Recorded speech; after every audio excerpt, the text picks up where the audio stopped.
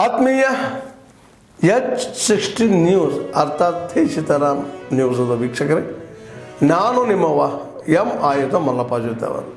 ತಾವು ಈಗ ಸುದ್ದಿಗಳ ಲೋಕಕ್ಕೆ ಎಂಟ್ರಿ ಹೊಡಿತಾ ಇದ್ದೀರಿ. ಈ ಸುದ್ದಿಗಳನ್ನು ಪ್ರತಿಯೊಂದು ನೋಡೋ ಜೊತೆಗೆ ನಿಮ್ಮ ಅಭಿಪ್ರಾಯಗಳನ್ನು ಹಂಚ್ತಾ ಇರಿ. ಯಾಕಂದರೆ ಈ ಸುದ್ದಿಗಳು ನಿಮಗಾಗಿ, ನಿಮ್ಮ ಬದುಕಿಗಾಗಿ, ನಿಮ್ಮ ವೈಚಾರಿಕೆಗಾಗಿ, ನಿಮ್ಮ ತಿಳುವಳಿಕೆಗಾಗಿಯೂ ನಿಮಗೂ ಗೊತ್ತು. ಜೊತೆಗೆ ನಮಗೂ ನಿಮ್ಮೊಂದಿಗೆ ಇದೊಂದು ಮಾತಾಡುವಂಥ ಜೊತೆಗೆ ಸುದ್ದಿಗಳನ್ನು ಬಿಡುವಂಥ ಕೆಲಸ. ಈ ಕೆಲಸದಲ್ಲಿ ನಾವು ನಿಮ್ಮೊಂದಿಗಿದ್ದೀವಿ ಅಂತ ಹೇಳ್ತಾ ನೋಡ್ತಾ ಇರಿ ಈ ಸುದ್ದಿಗಳನ್ನು. ಈ ಕುಲಗುಣ ಅಂತೇಳಿ ಹೊಡೆದಾಡಬೇಡ್ರಿ ಅಂತ ಏನು ಅವ್ರು ಹೇಳ್ತಾರೆ, ಅದು ಇಂದು ಇದ್ದು ಮುಂದೆ ಬರ್ತಕ್ಕಂಥ ಸಮಸ್ಯೆಗಳಿಗೆ ಅವರು ದಾರಿದೀಪ ಆದಂಥವ್ರು. ಅದರ ಜೊತೆ ಅವರ ಕಾಲದಲ್ಲಿ ಇದ್ದಂಥ ಅನೇಕ ಪುರೋಹಿತ ಶಾಹಿಗಳ ಒಂದು ವರ್ಗ ವಿಭಜನೆ ಮಾಡಿ ಕೆಲವರ ಮನಸ್ಸಿಗೆ ನೋವನ್ನು ಉಂಟುಮಾದಂಥ ಸಂದರ್ಭದಲ್ಲಿ ಮಾನವರೆಲ್ಲ ಸಮ, ಮೇಲು ಕೇಳು ಇಲ್ಲ ಅಂತಕ್ಕಂಥ ಕೆಲ ವರ್ಗ ಉಡುಪಿಯ ಶ್ರೀಕೃಷ್ಣ ದೇವರ ದರ್ಶನಕ್ಕೆ ಅವಕಾಶ ಇರಲಿಲ್ಲ. ಅದನ್ನು ತನ್ನ ಭಕ್ತಿಯನ್ನು ಇವತ್ತು ಹೇಳಿದ್ರು 3700 ನೀವು ಕೊಡ್ರಿ, ಒಂದು 100 ಹೆಚ್ಚಿಗೆ ಅದರಲ್ಲಿ 50 ನೀವು ಕೊಡ್ರಿ, 50 ನಾವು ಕೊಡ್ತೀವಿ ಸರ್ಕಾರದವರು ಅಂತ. ಅದಕ್ಕೆ ಒಪ್ಕೊಂಡಿಲ್ಲ. ಇನ್ನೂ ಎಲ್ಲ ನೆನಗೋದಿ ಬಿದ್ದಿದೆ. ಮತ್ತು ಒಂದೊಂದು ಜಿಲ್ಲೆಯಲ್ಲಿ ಒಂದೊಂದು ರೀತಿ ದರ ಇರ್ತದೆ ಅನ್ನೋದು ನಾವು ಒಪ್ಕೊಂತೀನಿ. ಯಾಕಂದರೆ ಅದು ಈಲ್ಡ್ ಮೇಲೆ ಹೋಗ್ತದೆ, ಎಷ್ಟು ಇಳುವರಿ ಬರ್ತದೆ ಅದ್ರ ಮೇಲೆ. ಕೆಲವು 11.5 ಇರ್ತದೆ, ಕೆಲವು ಕಡೆ 10.5 ಇರ್ತದೆ, ಕೆಲವು ಕಡೆ 14% ಇದೆ. ಅದ್ರ ಮೇಲೆ ಹೋಗ್ತದೆ ಡೆಫಿನೆಟ್ಲಿ. ಆದರೆ ಇದನ್ನೆಲ್ಲ ಯಾವ್ಯಾವ ಜಿಲ್ಲೆಯಲ್ಲಿ ಏನದ ಪರಿಸ್ಥಿತಿ ತಿಳ್ಕೊಂಡು ಒಂದು ನಿರ್ಧಾರ ಮಾಡ್ಬೋದಾಗಿತ್ತು. ಹರಿಬರಿಯಿಂದ ನಿರ್ಧಾರ ಕೈಕೊಂಡು ಹೇಗಾದರೂ ಮಾಡಿ ಇದೊಂದು ತೆಲ್ಲು ಹೋಗಲಿ ಅನ್ನುವಂಥ ರೀತಿಯಲ್ಲಿ ಸಿದ್ದರಾಮಯ್ಯರು ಡೈರೆಕ್ಷನ್ ಕೊಟ್ಬಿಟ್ರು. ಆದರೆ ಅದು ಇಂಪ್ಲಿಮೆಂಟ್ ಆಗಬೇಕಲ್ಲ. ಇವತ್ತು ಅದ್ರ ಬಗ್ಗೆ ಒಂದು ಲಿಖಿತವಾದಂಥ ಆರ್ಡರ್ ಆಗಬೇಕಲ್ಲ, ಜೀವ ಆಗಬೇಕಲ್ಲ, ಇನ್ನೂ ಆಗಲಿಲ್ಲ. ಹಾಗಾದರೆ ಇವು ಫ್ಯಾಕ್ಟ್ರಿ ಮಾಲಕರು ಕೊಡದೇ ಇದ್ದರೆ ರೈತರಿಗೆ ವಸೂಲು ಮಾಡಿ ಕೊಡ್ತೀರಿ, ಅದ್ರ ಬಗ್ಗೆ ಇನ್ನು ನಿಮ್ಮ ನಿರ್ಧಾರ.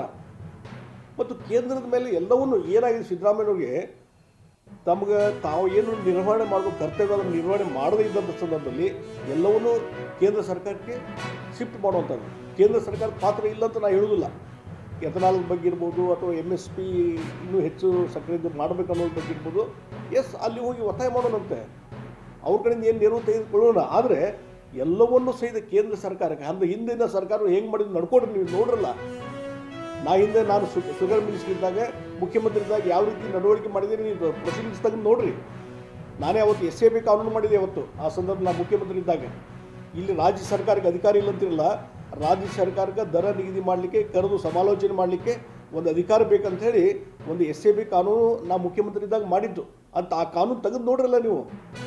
ಹೀಗಾಗಿ ಈ ರೀತಿ ಏನಾಗಿದೆ ಅಂದರೆ, ಬೆಂಕಿ ಹತ್ತಿದಾಗ ಬಾವಿ ತೋಡೋದು ಅಂತಾರಲ್ಲ, ಆ ರೀತಿ ಮಾಡ್ಲಿಕ್ಕೆ ಹೊಂಟರು. ಬಾವಿ ತೋಡಕ್ಕೆ ಹೊಂಟರು, ಬೆಂಕಿ ಉಲ್ಬೋಡ್ ಆಗಿದೆ.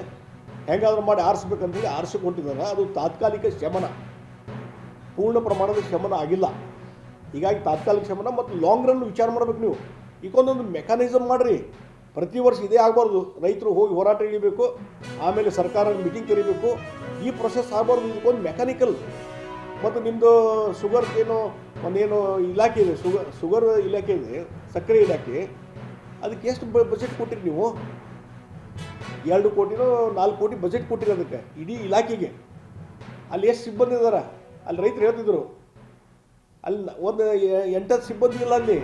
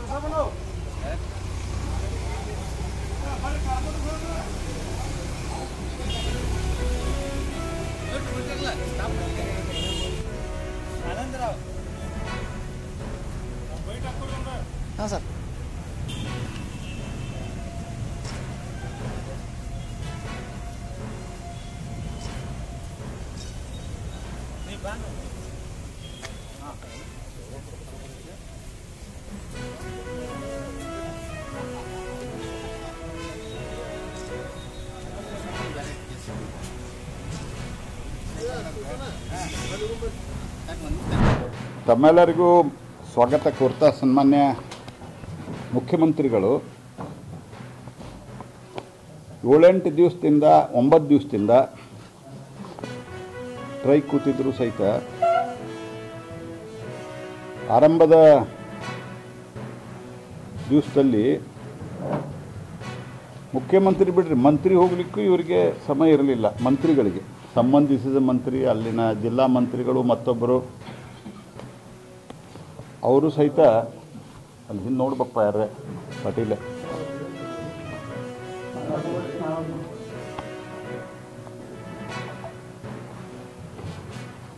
ಮಂತ್ರಿ ಮುಖ್ಯಮಂತ್ರಿ ಅಂತೂ ದೂರ ಉಳಿತು, ಮಂತ್ರಿಗಳಿಗೂ ಹೋಗ್ಲಿಕ್ಕೆ ಟೈಮ್ ಇರಲಿಲ್ಲ. ಈಗ 9 ದಿವಸದ ನಂತರ ನಿನ್ನೆ ಸಭೆ ಮಾಡಿ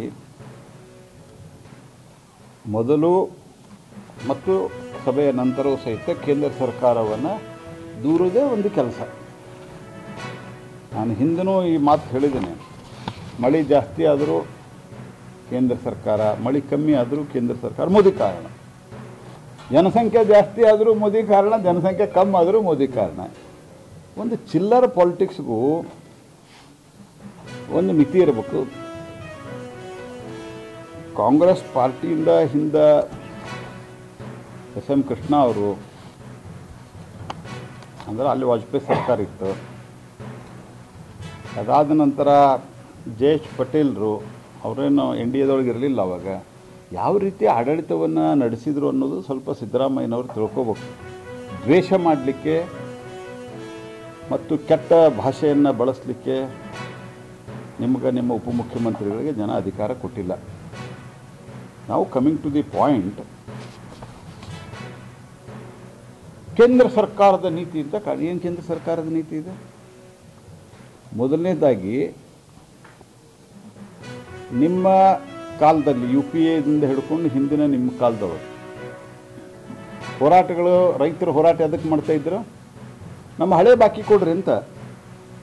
ವರ್ಷಗಟ್ಟಲೆ ಬಾಕಿ ಇರ್ತಿದ್ದು, 2-2, 3-3, 4-4 ವರ್ಷ ರೈತರಿಗೆ ಪೇಮೆಂಟ್ ಮಾಡ್ತಿರಲಿಲ್ಲ. ನಾನು I am very proud to say 2017-18 ನಾವು ಪಾಲಿಸಿ ಮಾಡಿದ ನಂತರ ಏನೇನು ಪಾಲಿಸಿ ಅಂತೂ ನಾನು ಬ್ರೀಫ್ಲಿ ನಿಮ್ಗೆ ಹೇಳ್ತೀನಿ, ಎಲ್ಲ ಒಂದೇ ಪ್ರೆಸ್ ಮೀಟ್ನಾಗ ಹೇಳೋಕ್ಕಾಗಲ್ಲ. ಇವನ್ ಕರೆಂಟ್ ಇಯರ್ದು ಶುಗರ್ ಕೇನ್ ಫಾರ್ಮರ್ಸದ್ದು, ಕಬ್ಬು ಬೆಳೆಗಾರದ್ದು ಕೇವಲ ಕರ್ನಾಟಕದಲ್ಲಿ 50 ಲಕ್ಷ ಪೆಂಡಿಂಗ್ ಇದೆ. ಉಳಿದಿದ್ದು ಎಲ್ಲ ಪೇಮೆಂಟ್ ಆಗಿದೆ. ದೇಶದೊಳಗೆ 98% ಪೇಮೆಂಟ್ ಆಗಿದೆ. ಕರೆಂಟ್ ಇಯರ್ ಅಂದರೆ ಈಗ ಮೊನ್ನೆ ಅಕ್ಟೋಬರ್ಗೆ ಶುಗರ್ ಇಯರ್ ಮುಗೀತು, ಅದ್ರದ್ದು ಮಾತಾಡ್ತಾ ಇದ್ದೆ. 97% ಮುಗಿದಿದೆ. ಹೋದ ವರ್ಷದ್ದು 24-25 100% ಕಂಪ್ಲೀಟ್ ಆಗಿ 99.9%. ಅಂದ್ರೆ ಡಿಸ್ಪ್ಯೂಟ್ ಇರ್ತಾವೆ, ಕೋರ್ಟಿಗೆ ಹೋಗಿರ್ತಾರೆ, ಅದದು 0.1 or 0.2% ಬಿಟ್ಟರೆ ಇಡೀ ದೇಶದೊಳಗೆ ಎಲ್ಲೂ ಇಲ್ಲ. ಕೇಂದ್ರ ಸರ್ಕಾರ ಸಮಸ್ಯೆ ಹುಟ್ಟಾಗಿದೆ ಒಂದು ಬೇಜವಾಬ್ದಾರಿ ಮಾತಾಡಿ, ಬೇರೆ ರಾಜ್ಯದಾಗ ಯಾಕಾಗಿಲ್ಲ, ಇಲ್ಲಿ ಅಷ್ಟೇ ಯಾಕಾಯ್ತು? ಎರಡನೇದ್ದು, ಎಷ್ಟು ಒಂದು ನಾನು ಈ ಶಬ್ದ ಉಪಯೋಗ ಮಾಡಬಾರ್ದು, ಆದರೆ ಅವರ ದ್ವೇಷ ಮತ್ತು ಇದಕ್ಕೆ ನಾನು ಉಪಯೋಗ ಮಾಡ್ತಾ ಇದ್ದೇನೆ. ಒಂದು, ನೀವು ದುರುದ್ದೇಶದಿದ್ದೀರಿ, ಇಲ್ಲ ನೀವು ಮೂರ್ಖರಿದ್ದೀರಿ. ಯಾಕಂದ್ರೆ ನಿಮಗೆ ಪೂರಾ ಮಾಹಿತಿ ತೊಗೊಳ್ಳೋ ಇದಿಲ್ಲ. ನಿಮಗೊಂದು ಸರ್ಕಾರ ಕರ್ನಾಟಕದಲ್ಲಿ ಸರ್ಕಾರ ಇದೆ ನಿಮ್ಮದು. ಕಳೆದ ವರ್ಷ 139 ಕೋಟಿ ಲೀಟರ್ ನಾವು ಕೊಟ್ಟಿವಿ ಎಥನಾಲ್ ಅಲೋಕೇಶನ್ ಕರ್ನಾಟಕಕ್ಕೆ, 139 crores. ನೀವೇನು ಹೇಳಿರಿ 47 ಕೋಟಿ ಅಂತ. ಯಾವ ಆಧಾರದ ಮೇಲೆ ಹೇಳಿದ್ರಿ ನೀವು? ನಾವು ಉತ್ತರ ಕೊಟ್ಟದ್ದು ಲೋಕಸಭೆಯೊಳಗೆ, ಜೂನ್ದೊಳಗೆ ಕೊಟ್ಟದ್ದು ಉತ್ತರ ನೀವು ಈಗ ಹೇಳ್ತಾರೆ. ಬ್ಲೆಂಡಿಂಗ್ ಶುಗರ್ ಇಯರು ಅಕ್ಟೋಬರ್-ನವೆಂಬರ್ಗೆ ಮುಗೀತದೆ. So is it not irresponsibility or ಬೇಕಂತ ಹೇಳ್ತಾ ಇದ್ದೀರಾ ನೀವು? ಇನ್ನು ರಾಹುಲ್ ಗಾಂಧಿ ಸಹವಾಸದಿಂದ ಹಿಂಗಾಗಿರ ನೀವು ಬಾಯಿ ಬಂದಂಗೆ ಮಾತಾಡ್ಕೋತ ಅಡ್ಡಾಡ್ತಾರಲ್ಲ. ಎರಡನೇದ್ದು,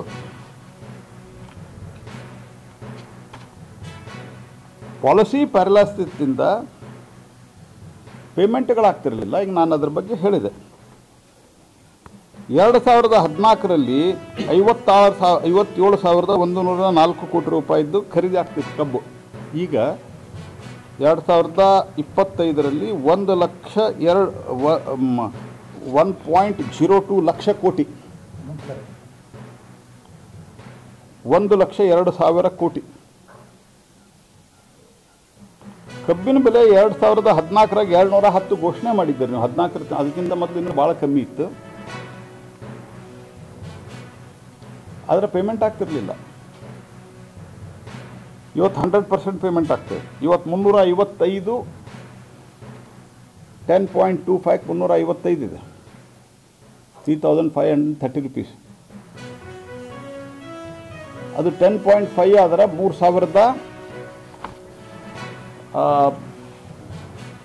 10.5 ಆದರೆ 3,630 ಇದೆ.